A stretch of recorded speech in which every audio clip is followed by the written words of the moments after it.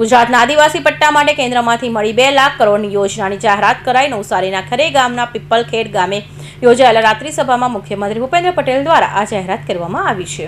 ભગવાન બિરસા મુંડાની જન્મજયંતિ પર પ્રધાનમંત્રી નરેન્દ્ર મોદીએ જનજાતીય કલ્યાણ યોજનાની જાહેરાત કરી હતી।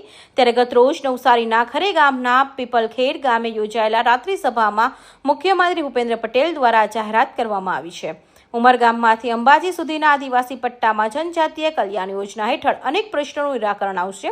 નવસારીના આદિવાસી વિસ્તારમાં કામોનું આયોજન કરવામાં મુખ્યમંત્રી દ્વારા અપીલ કરાતા શિક્ષણ, પાણી જેવી અનેક સમસ્યાનું સમાધાન આ યોજના થકી 5 વર્ષમાં પૂર્ણ થશે। બાકી અત્યારે એક મોટામાં મોટી માન્ય વડાપ્રધાનશ્રીએ 150મી ભગવાન બિરસા મુંડાની જન્મ જયંતિના દિવસે 2 લાખ કરોડ રૂપિયાની જનજાતીય કલ્યાણ યોજના જાહેરાત કરી છે અને આ 2 લાખ કરોડ રૂપિયાની જાહેરાતથી તમારા તમામ પ્રશ્નો તમે જો આયોજનબદ્ધ રીતે આખા ઉમરગામથી લઈ અને અંબાજી સુધીના પટ્ટામાં કોઈ કામ તમારું બાકી ના રહે, ત્યાં શિક્ષણનું હોય કે જે પણ ડિપાર્ટમેન્ટનું તમારું કામ હોય, પાણીને લગતું હોય તો બધા જ કામ આની અંદર થઈ શકે એવું છે।